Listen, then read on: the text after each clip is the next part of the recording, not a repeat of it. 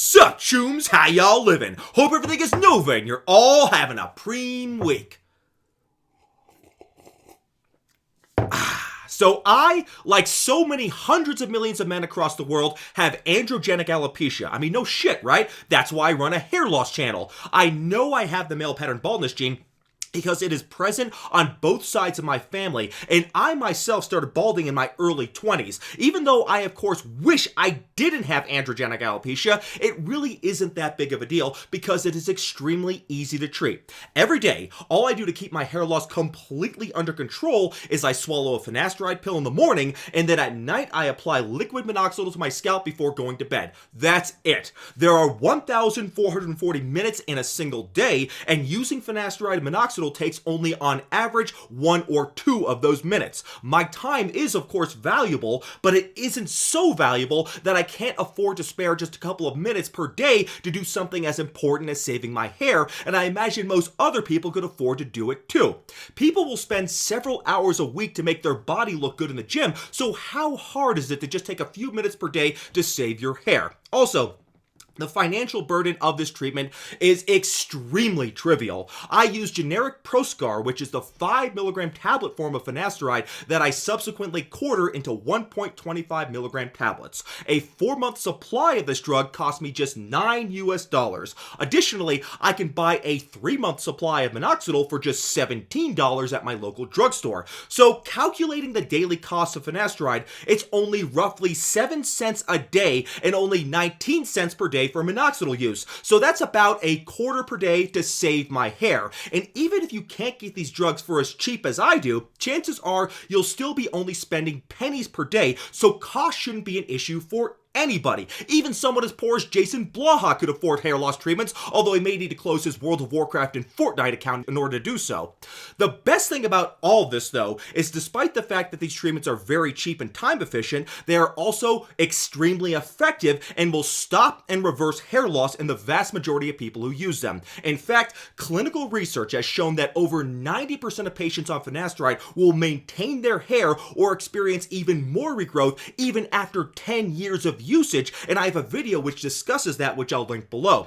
But the fact that such an amazingly effective and widely available treatment exists is something we can all be very grateful for, especially considering the fact that just 40 years ago we had nothing. Yet you have to wonder, why is it that despite having such an outstanding treatment so widely available, so many people don't even begin the good fight against the slaphead curse and wind up looking like Moby? Well, the first obvious explanation is just simple ignorance. Finasteride isn't a heavily marketed drug anymore, probably because it is off patent now, so the only way to find out about it is by doing the research yourself. And oftentimes, by the time people even figure out about the drug's existence, it is too late for them and their hair is far too gone. Finasteride is of course great, but it won't reverse long-term damage, so waiting too long to start it could result in the necessity for a hair transplant. So that's one reason, simple ignorance that the drug even exists. But most people who are finasteride hesitant have heard of the drug, yet they still won't try it. So why is it that someone suffering from hair loss would forsake such an effective and accessible treatment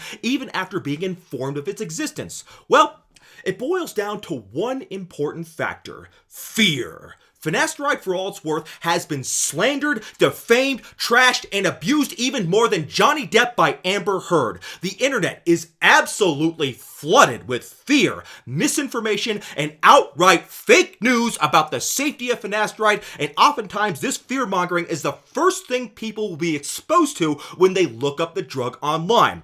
As such, people will be too scared to use the drug before they even have a chance to know anything about its mechanism, as well as the well-conducted peer-reviewed clinical research which proves that contrary to all of this gaslighting about finasteride, it is in fact a very safe drug that virtually anybody can use without issues. Additionally, even if people do start using the drug, they will oftentimes stop the drug before having the chance to benefit from it because the fear-mongering they read about online will convince them that the drug is giving them a side effect even when it's not. This is called the nocebo effect, and is something I know all too well myself because I myself fell victim to the out-of-control hysteria about finasteride back when I first started using the drug. I would periodically get on the drug since I was worried about about hair loss, but then I would subsequently stop after a few weeks because I was thinking I was getting erectile dysfunction just because I wasn't walking around with a boner 24 hours a day. What really pissed me off about this, though, is that this disinformation about finasteride safety came from the hair loss forums, places you'd expect to be helpful to people in their fight against hair loss. But as it turns out, taking advice from these hair loss forums made things worse for me because it caused me to delay using clinically proven treatments in favor of absolute bullshit, unproven treatments promoted by these hair loss forums and subreddits that only made my hair loss worse. These were treatments like Zix, laser therapy, and all the treatments based on the blood flu bullshit and other such broccoli, and this made my hair so bad that by the time I had finally taken the red pill and started finasteride, I was already bordering on being a Norwood 4. I ended up having to spend well over $10,000 of my hard-earned money on hair transplants in order to have even a semblance of an acceptable hairline. You know what? That's fine though. I am glad I had that option, but it would have been much better had I never sought advice from bro scientists on hair loss forums online and instead just listened to my doctor and learned how to interpret the scientific research which proves that finasteride is as safe as any other commonly prescribed medication. So overcoming this nocebo effect brought on by viewing the hair loss forums was by far the hardest obstacle I ever faced in my hair loss journey. Ever since then, it has been smooth sailing, and since it has been so easy for me, it has afforded me this wonderful opportunity to spend most of my time on researching the subject of hair loss and then sharing what I know with you chooms so you can avoid some of the mistakes that I made early in my own hair loss journey. Unfortunately, the hair loss forums and subreddits are every bit as much flooded with absolutely unbearable bullshit theories and misconceptions today as they were back when I first visited them well over a decade ago. In fact, things have probably gotten even worse with all the bullshit about blood flow, scalp tension, and other such broccoli, because now with the rise of social media, you have a bunch of hairline fraud cells who are bringing attention to these obsolete debunked theories and then helping to revitalize them. The fact is, though, is that even if on the surface some of these alternative theories for hair loss might sound interesting, all they're doing is diverting people away from the only proven way to stop hair loss long term, and that is through clinically proven treatments like finasteride and topical minoxidil. These drugs, contrary to much information online, do not have a high incidence of side effects. It is true that a very small percentage of people who use these drugs can get side effects, but those side effects will usually go away on their own with continued use, and failing that, the side effects can easily be mitigated through dose titration, and I have a video about that which I posted below if you want to learn more about the dose of finasteride that will work for you. Indeed, finasteride is one of the safest, best tolerated drugs in the world, and that is why it is safely prescribed to millions of people every year, making it one of the most prescribed drugs in the entire world. The real problem with finasteride doesn't actually come from the drug itself, rather it comes from our own minds. That is what the nocebo effect is. It isn't a side effect of the drug, but rather it is a side effect of visiting hair loss forums as well as viewing social media. Just think about it. Why is it that we only started hearing about things like post-finasteride syndrome about 10 to 15 years ago, even though the drug has been on the market since 1992? The rise in finasteride fear-mongering clearly coincides with the rise in social media, where now every idiot is given a platform to spew as much garbage as they want about any topic, and that is why the nocebo effect has been such a huge obstacle to hair loss sufferers, because as wrong and stupid as finasteride fearmongers are, they speak with enough conviction and emotion that many people are being fooled by their demagoguery. The fact of the matter, though, is that as convinced as these finasteride-hating bald cells are in their own bullshit, everything they're saying is just that, bullshit. It is nothing more than pseudoscientific conspiracy theorist drivel, and organizations that spread finasteride fear-mongering like the PFS Network, Propecia Health Forums, and the Ray Pete Forums display the same level of ignorance as the Flat Earth Society, QAnon, and Alex Jones. Nothing is standing between you and your hair other than your own hesitation to do what needs to be done, and that hesitation is entirely unjustified. So, you've heard me bring up the nocebo effect several times already, including my own own initial struggles with it, and you may be skeptical about how big of a role it plays in the development of perceived side effects, but there's actually very strong evidence that shows that the nocebo effect is a real phenomenon and a huge contributor to the problems people have with many drugs, not just finasteride. So, for those who don't know what the nocebo effect is exactly, it is basically the dark side of the placebo effect. The placebo effect itself has been recognized for many years. It basically is the well-known but poorly understood phenomenon that a certain percentage of people who think they are taking a powerful new drug for some disease will actually get better even though they are just taking a sugar pill. Now, one possible explanation for the placebo effect may be just the natural variation in the course of different diseases. After all, some diseases just get better by themselves without treatment, but there also seems to be a psychological effect that translates into better outcomes, some kind of mind over matter phenomenon. And it's not just that these patients who get the placebo effect are claiming they feel better when their disease is getting worse. There are actually objective findings like improvement in blood tests or x-rays that can occur in these cases, and in the case of hair loss, it's been shown that you can give a placebo treatment to subjects and they'll actually experience hair growth if they're convinced they're taking a legitimate treatment. That is why even completely scam treatments like scalp massages will appear to have some benefit in studies where there is no control group for comparison, and that is why scam products and programs will often rely on people's anecdotal experience, since anecdotes have no control comparison and thus have no way to show that any improvement was due to the product being used. So the placebo effect is very powerful, which is why medical researchers don't just give someone a new drug and look at the results of the drug without comparing the results to a placebo group. So say if you were to do just a simple before and after drug study without a placebo group and then see a 20% improvement, you might conclude from that that the drug caused this 20% improvement. However, if you did the same study but had a group of subjects taking a placebo version of the drug, maybe the placebo group might show a 15% improvement. So actually, the drug was only responsible for 5% of the improvement. So not having a placebo group in a study tends to overestimate the effectiveness of a drug or non-drug therapy. So you absolutely need a placebo group to make sure that the treatment being researched is actually any better than just taking a placebo. Sadly, many studies of borderline pseudo treatments like microneedling, scalp massages, or natural hair loss therapies don't bother with a placebo group, which makes the results seem better than they actually are. As opposed to the placebo effect, though, the nocebo effect is a newer concept, but the concept is still very similar. The nocebo effect is when side effects occur when taking a placebo drug. These side effects can't really be due to the placebo, since placebos have no medical effect. So somehow, these side effects occur just from the anticipation that they could occur. Anyway, like in the previous example, you might do a study and find that there was a 20% incidence of side effects on a drug, but you would be exaggerating the drug's adverse effects if you didn't have a placebo control group, because that placebo group might, for example, have a 15% incidence of side effects just from taking placebo. So the drug would only be responsible for a 5% incidence of side effects, not a 20% incidence. So we just saw that studies without a placebo control group tend to overestimate a drug's efficacy, but at the same time, they tend to also overestimate a drug's side effects by the nocebo effect. Once you understand the placebo and nocebo effects, you realize that these effects don't just apply to taking a placebo. They also contribute to the efficacy and incidence of side effects of active drugs like finasteride. So we can estimate how much a drug's efficacy is due to a placebo effect and what percentage of its side effects are due to a nocebo effect by doing randomized placebo-controlled studies and subtracting out the placebo effects from the drug's effects. So, like I already said, the nocebo effect has been scientifically studied extensively. In particular, they did it to see how powerful of an effect it is, and also to see what factors increase or decrease its effect. One of the best studies of the nocebo effect was published in 2018 and is titled, quote, "Rapid Overview of Systematic Reviews of Nocebo Effects Reported by Patients Taking Placebos in Clinical Trials," unquote. In this study, the researchers first make the important observation that the nocebo effect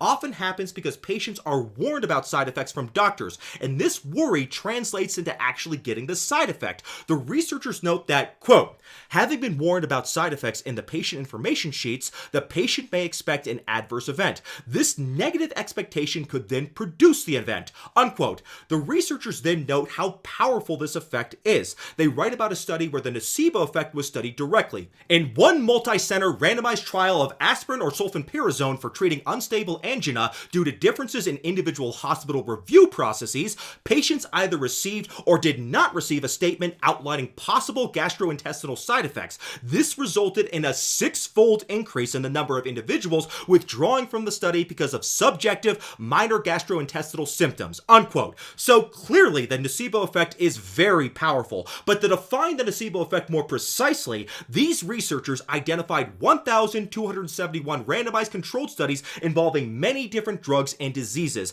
and these studies included the awesome sum of 250,726 patients who were given placebo treatments. That's greater than the population of some nations. They crunched the numbers and found out that overall adverse effects, meaning side effects, occurred in 49.1% of patients taking placebos, and 5% of people taking placebo actually had to withdraw from these studies due to these perceived side effects. So that's a lot of nocebo side effects, and it's wrong to think that the nocebo effect just causes mild side effects. People don't usually withdraw from studies unless they think they are having major side effects. The paper also included a small number of studies that included not only a placebo group, but also an untreated group. As expected, more people in the placebo group who thought that they might be on an active drug reported side effects than people in the untreated group who knew for sure they weren't on any medication. So the bottom line from this study is that the nocebo effect is real and could account for the majority of drug side effects, and these side effects can even be severe enough to cause study dropouts. So even though finasteride, like any drug, can cause side effects, we know just based on this study and also from the actual randomized controlled studies of finasteride versus placebo that at least half of the reported side effects from finasteride are due to the nocebo effect and therefore not even real. I did a complete overview of the actual incidence of finasteride side effects in one of my videos, and I'll post a link to that video below if you're interested in more details. But anyways, besides this general study on the nocebo effect, we fortunately have a study that looks specifically at the nocebo effect in patients taking finasteride. Now, I've mentioned this study before in other videos, but it is worth going over in more detail since it is relevant to this subject. This study was published in 2007 and is titled, quote, Finasteride 5 milligrams and sexual side effects. How many of these are related to a nocebo phenomenon? Unquote. Dr. Mondaini and his friends looked at men with prostate symptoms between the ages of 45 and 65 years old. The men were told that they were candidates for a new drug simply titled Drug X. This secret drug was actually finasteride at 5 milligrams daily, but the patients did not know that. Dr. Mondaini and his team of hair loss witchers recruited 120 men, and half of them were in group 1, which was a group in which the researchers did not mention any possibility of sexual side effects from this drug X. In group 2, however, the researchers counseled the patients that drug X, quote, may cause erectile dysfunction, decreased libido, and problems of ejaculation, but it is uncommon, unquote. So that is actually a pretty mild statement, not at all as inflammatory as what you read on the forums about the risk of finasteride side effects. But let's go ahead and see what this slight difference in counseling of these patients actually ended up doing. Well, at the end of year 1, the patients in group 1, which was the group that hadn't been warned about the sexual side effects of drug X, reported a 15.3% incidence of sexual side effects, whereas group 2, which was the group that did get the warning, reported a 43.6% incidence of sexual sides.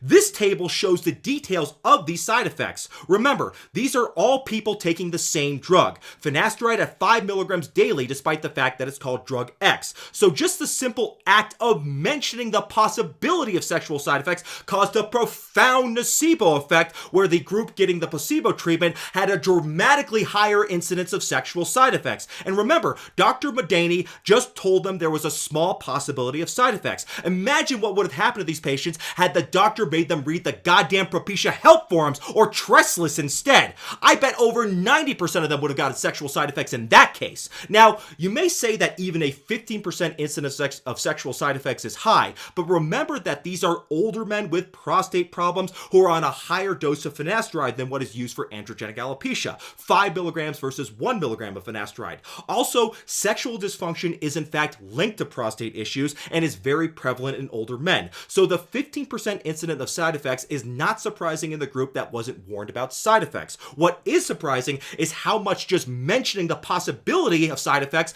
becomes a self-fulfilling prophecy. It increased the incidence of side effects almost 3 times. So seeing the outcomes of this research, it shows you just how dangerous it is for someone new to the fight against hair loss to get their information from hair loss forums where bald coping bro scientists control the narrative and control the flow of information, which of course is 99% complete bullshit. Going to a hair loss forum to ask for advice about finasteride is like going to 4chan and then telling people there that you want to see more diversity in video games. On top of these 2 studies, there's also evidence that the placebo effect, and presumably the nocebo effect too, is getting even more powerful in recent years. In this study that was published in 2015, the placebo effect was tracked from 1990 to the year 2013, and it looked specifically at drugs that treat a neurological condition called neuropathy. The analysis included the results of 84 separate studies that included a placebo group. This graph shows that over the time, the placebo group treatment has gotten more and more effective, shown by the downward trend of the graph. At the same time, the effectiveness of the drug treatment has stayed about the same. So it appears that the drugs are getting worse compared to placebo, when in actuality, it's just the placebo effect getting stronger. The authors aren't sure what is causing this trend, but they speculate that it may be that clinical trials are becoming longer and more complicated with more study arms. So more and more study subjects are thinking they are actually on the study drug and not the placebo drug. It's unfortunate that this study didn't also look at the strengths of the nocebo effect over time, though certainly the nocebo must be getting stronger too due to the rampant proliferation of misinformation online. So there's no doubt that the nocebo effect is very real and very powerful, and it's contingent on how worried you are that you might get side effects from a drug. So what can you do about it? Well, let's assume you've already been exposed to this misinformation online. What can you then do to counteract this nocebo effect? Well, the first step is to actually acknowledge the nocebo effect exists and that it is a real phenomenon that has been validated through research containing hundreds of thousands of subjects. Evidence doesn't get much stronger than that. The second step is to acknowledge that the nocebo effect is not a sign of mental weakness. Anyone can fall victim to it, and like I said, I was a victim of it too, but I overcame it, and so can you. The third step is to realize that if you get a side effect on finasteride, it is just as likely, or perhaps even more likely, to be due to the nocebo effect than it is to be a genuine side effect caused by the drug. Even if it is a real side effect, there is an excellent chance that it will go away by itself with continued use, or at worst, it will go away with dose titration. I did a video that went over the true incidence of finasteride side effects, which I'll link below, and even though it is a long watch, I highly recommend watching it to its full to get a complete understanding of just how uncommon finasteride side effects are when the nocebo effect is excluded. Acknowledging this, it is foolish to abstain from finasteride based on such a minuscule risk of adverse effects. If you're not willing to risk even a tiny chance of side effects that will go away on their own and are easily manageable, then Bald Cafe's channel is right down the hallway. The next and possibly most important step is to realize that the intensity of the nocebo effect that occurs is directly correlated to the amount of misinformation that you're exposed to. Simply put, the more you expose yourself to places that spread paranoia about finasteride, like hair loss forums and subreddits, the more likely you're going to get the nocebo effect. Even though these forums and subreddits do have some well-intentioned people, the fact of the matter is that the majority of people who take finasteride without any issues will just get on with their lives and not talk about it at all. Because of this, the majority of people who remain online and still talk about finasteride are people who want to portray it in a negative light. And as such, finasteride haters control the narrative in these forums, and any discussion that goes contrary to their biases will be met with the most extreme hostility imaginable, and that's because these finasteride haters on these forums are absolute losers. They lost the fight against hair loss because they were too scared to take finasteride, and now the only way for them to cope with their decision not to use finasteride is to try to ruin it for other people by discouraging them from starting it. So how is it that these random nobodies on hair loss forums are so overwhelmingly successful at scaring people off using finasteride? We know they're successful because, after all, just go outside and bald men are still everywhere. So why is it that so many people are listening to these absolute fucking losers on these forums and subreddits? Well, the reason why they're so successful is because of the tactics they employ. The most common tactic they use is gaslighting. Now, I know the term gaslighting is thrown a lot these days, but what I mean by this I can probably best illustrate with an example. A classic example is what happens when someone asks about finasteride on a hair loss forum. There will always be someone who says it's too dangerous to take. The original poster may dispute this, and then what will happen next is that someone will respond with an overwhelming long list of links to studies and opinion pieces, and basically anything they possibly can find on a Google search that portrays finasteride in a negative light. Then the person who originally asked the question will be so overwhelmed with how much data there is that he'll just assume that the sheer quantity of research is reason enough to believe the drug is dangerous, so he will abstain from taking it. The problem with this tactic is these people posting these long bibliographies of studies and opinion pieces that are bashing finasteride are not properly analyzing these studies that they link. In fact, it's more likely they haven't even read these studies, and even if they had, they probably didn't read anything beyond just the abstract and title. I even see this on my own channel occasionally, where every now and then some dumb shit will try to debunk me by just outsourcing their argument by finding as many links to papers that disagree with me as possible. Oh, congratulations! You know how to use a Google search! Too bad that's no substitute for actually knowing how to interpret scientific research like I do. That's what happens when you try to find research to fit your agenda rather than just presenting scientific research. Science is not democratic. It is not the quantity of research that is important. It's the quality. And just because you can find a lot of research on something that portrays it in a negative light doesn't make the claims true. Not all scientific studies are created equal. And in fact, there are levels of scientific evidence as shown in this pyramid right here. At the top of the pyramid in terms of value are meta-analyses and randomized control trials. At the bottom of the pyramid, we have case reports and case-controlled studies, and at the very bottom are just opinion pieces written by so-called authorities. In addition, the quality of research can be affected by issues like selection bias, financial bias, and other conflicts of interest. Case in point, the majority of studies that portray finasteride in a negative light actually recruit their subjects from the Propecia Health Forums and the Post-Finasteride Syndrome Foundation, or PFS Network, or whatever the fuck it's called these days. Also, a lot of these studies are outright funded by anti-finasteride groups, so how can you possibly get good, objective data when the research is controlled by people who are trying to influence an outcome favorable to their own agenda, which of course is to make finasteride look bad? Now, I know that not all the data that portrays finasteride in a negative light is biased,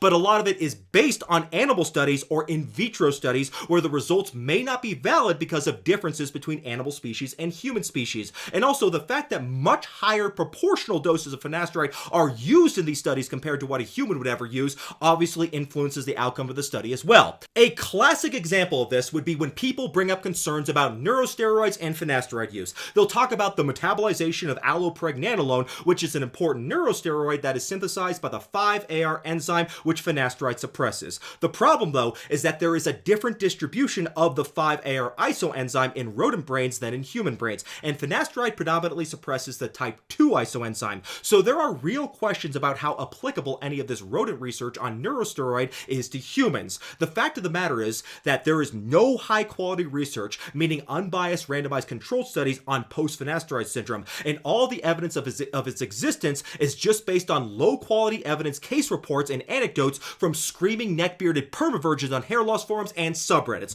I have debunked all these post-finasteride syndrome and neurosteroid studies in several videos, and I'll link them below in case you haven't seen them yet. Every drug that has ever been on the market has had its share of detractors, and in some cases, drugs that have been put on the market have been found to be dangerous, but there is a system in place to monitor potential dangers of a drug after it hits the market. It's called post-marketing surveillance, and it is mandated by the FDA. If a drug that is released is later proven to be dangerous, it is promptly taken off the market, and a famous example of this would be Vioxx, which was an arthritis drug. This happens only rarely, though, as the FDA is the most stringent regulating agency of pharmaceuticals in the entire world, and when it does happen, it happens a few years after the drug is released at the longest. It took just 5 years for Vioxx to be pulled off the market, but finasteride has been on the market for 20 years. If post-finasteride syndrome were real, or if the side effects of finasteride were underreported, then the drug would not be for sale today. But it is for sale because the nocebo effect is not the fault of finasteride. It is the fault of idiots who spread lies about the drug's safety. The fact of the matter is that there has never been any good research done on finasteride that contradicts what the clinical trials have already established about the drug. In fact, for years, there was a tremendous amount of hype about a study in development at the time called the Baylor study. This was frequently talked about on the Propecia Health forums and other places where finasteride fear-mongering is rampant. It was thought that this study was going to be the smoking gun that would finally prove that post-finasteride syndrome is real and that those evil big pharma goons have been lying to us about it the whole time.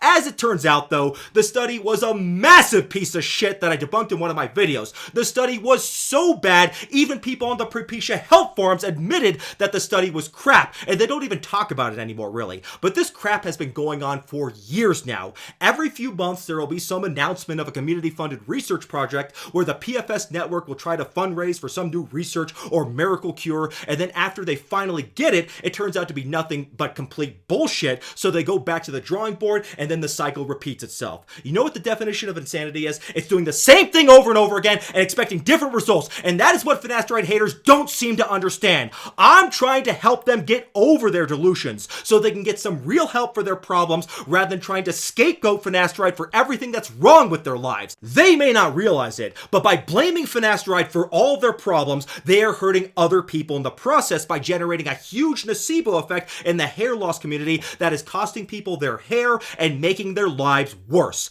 Taking responsibility for your own failings is part of what it means to be an adult, and I get the feeling that finasteride haters still have a lot of growing up to do. So until then, it is important you protect yourself from this kind of disinformation spread by finasteride haters online. If you want to know the truth about finasteride, then the last thing you want to do is speak about it to people who have a vendetta against the drug. These people are not bashing finasteride for your sake, they're bashing it for their own sake. And the worst thing that could possibly happen to them is for people like you to ignore them and avoid the nocebo effect by just taking finasteride, saving your hair, and getting on with your life and being happy with your decision. Nothing better reinforces their failures more so than you being successful. So don't give them what they want by being a miserable, sexless, bald cell slaphead like they are. You and your hair deserve better than that. God bless.